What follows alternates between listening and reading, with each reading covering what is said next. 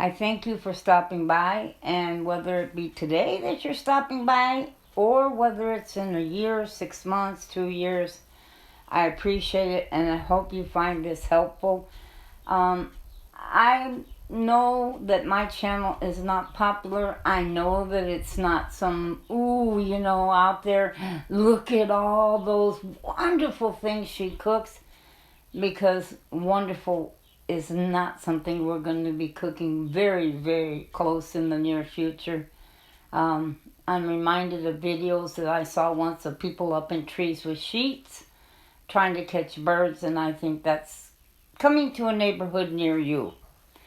And so today I want to talk to you about chicken that is raised in someone's backyard. And you might want to talk to some other friends. Maybe you don't have the property, you can't do it, you live in an apartment or something. But maybe they can raise chickens for you. And maybe somehow you two can work a deal where maybe you can do it. I don't know. Right now, Craigslist is giving, in my area, people are giving chicken away. And it's got to do with the food prices. Now, this chicken, I'm showing you right here, I am going to cut it in half. And the reason I'm going to cut it in half is I don't need the whole thing. There is a big difference between homegrown chicken and what you buy at the store. Some people say the homegrown chicken is unfit, it's tough. No, it's not tough. Okay? I've cooked roosters that are 6 years old, and I did not consider them tough. They were absolutely delicious. The problem is it's a difference. It tastes different. You make a loaf of bread, it tastes different than what you buy at the store. You make tortillas, taste different than what you buy at the store, because what you do at home tastes different. I think chicken meat raised at home is wonderful. It has a texture of meat. It's not soft, it's not mushy, and that's what people have gotten used to. This fried chicken that they get that is just real soft and mushy. And they, associate homegrown chicken as being super tough. Well, it's not. Homegrown chicken has the texture of beef. It reminds me of cutting into a piece of meat, beef. Not taste, texture. It has the texture of meat, but it's delicious. And in the future, I have a feeling that this is pretty much the only chicken you're going to be able to eat or get your hands on, or eat it if you can get your hands on it, is what is either raised in your backyard or someone else's backyard, because you're not going to be able to get it at the store. You'll be lucky if you can even get it in somebody else's backyard.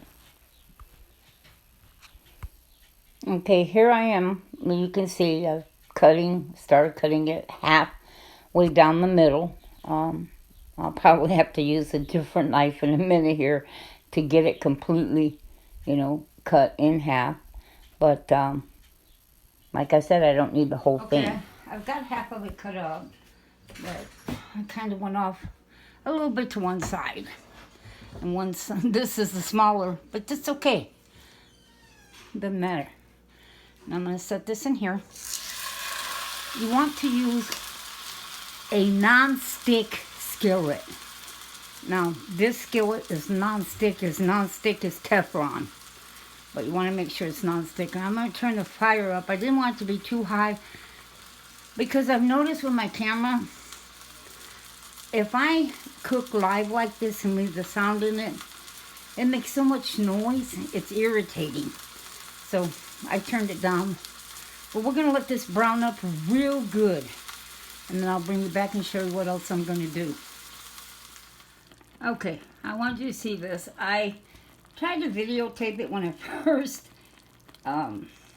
took the top off of it, but it was popping so loud. It was just obnoxious and irritating. So I wanted to show you this though, because I seasoned this by putting salt, pepper, garlic powder, and onion powder over the top of it. I just sprinkled it on the top. Unfortunately, I did it when it was popping like crazy, and so you won't get to see that part, but You know, put the spices that you like to your taste. And then I added a shot glass, this, of water to it. I don't know what this is. It's a glass my son bought.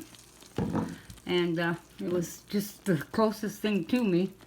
And I put the water in there and I put a lid on this. Now, you want this to cook for a few hours.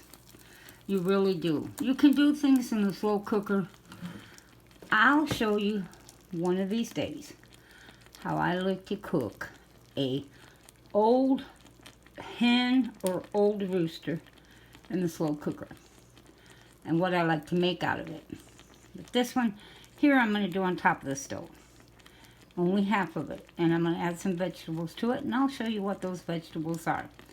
Okay, so I'm going to put the top back on this and let it cook some more. Okay, here we are.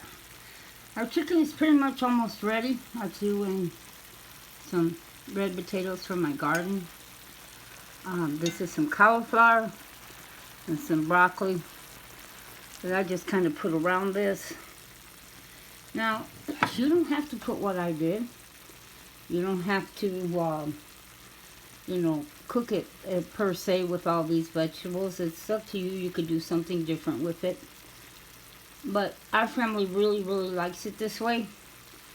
And like I said, you cook it for 3 hours, very slow heat, and it cooks really, really tender. I actually really do like homegrown chicken. I don't think it's tough. That's just my opinion. I know a lot of people do, but I don't. I think it has a texture of meat. And people associate that with being tough. Well, do you cut into a ribeye if it's a really good ribeye and scream, oh, it's tough? Well, if it's tough, either you cooked it wrong or it's really bad meat. But it has a texture of meat. The chicken does. And because it has texture and it's not soft and slimy like the meat, the chicken you're being served today, people consider it tough, but I don't. I consider it super delicious with a nice meaty texture but very tender. Well, keep an eye out. See if you can get yourself some free chickens. Talk to people. If you go to church, talk to people in your church. They might be willing, if you can't grow chickens, they might be willing to let you grow them on their property. That's right. You never know. Ask. Same thing with animals. If they have sheep, goats, whatever it may be, they may be willing to sell you one and leave it on their property and raise it for you until it's butchering time. You never know. Ask and see. Well, as always, and I will say this, thank you, Lord, for our daily bread. And God bless all of you.